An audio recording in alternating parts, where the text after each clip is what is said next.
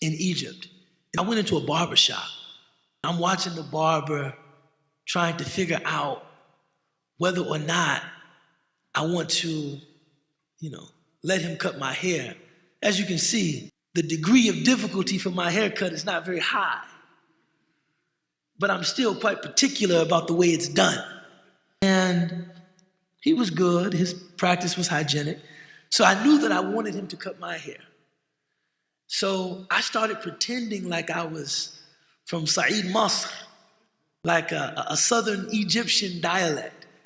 And after a while, he just said to me, "Anta min fain." I said, "Oh, he knows I'm not Egyptian." I said, "I'm from America." And he said, "Amrika Chica Bika," which was a reference to an Egyptian movie, I later learned. But then he got really serious. And he said to me, "If you're from America, then there's something I have to ask you." And I got scared. I didn't know if he was going to ask like about the war in Iraq or something about Philistine, or he said, "Obama, is he Muslim or not?" And I said, "Obama, that's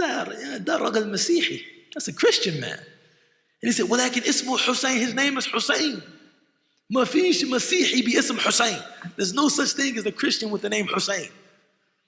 And I said, "I believe that his father was born into a Muslim family in Kenya. But then even his father, after some time at university, أصبح شيوعيا. He became a communist. وبعد ذلك أصبح ملحدا. He became an atheist." And when I said atheist, he said, "Mulhid ish mulhid." What is an atheist? And I was shocked that he had never heard that term before. And I started explaining to him, these are people that don't believe in anything beyond the tabi'i, wara tabi'i, nothing beyond the tabi'i. And he was like, "Are there really people like that?" But his concern was not salvific. His concern was social. He's like, what do they do when a baby is born? What holidays do they celebrate?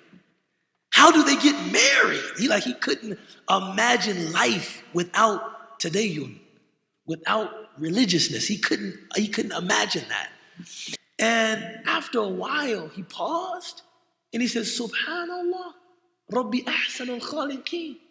He said, "My Lord is the best of creators." And I said, "What caused you to say that?" I mean, that was a strange pivot. I didn't expect that.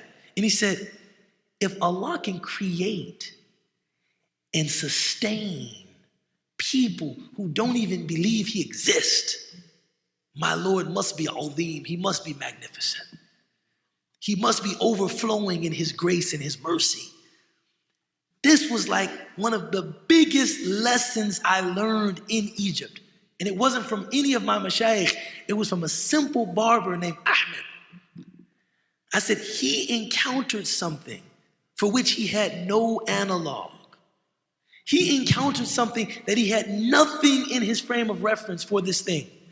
And just with a simple Quranic view of the world, he was able to embrace a radically different other. He didn't even feel like he needed to go out and change it. And it didn't make him feel insecure in who he was or what he believed. And he could acknowledge the limitation of his experience and still say subhanallah to atheism. Atheism.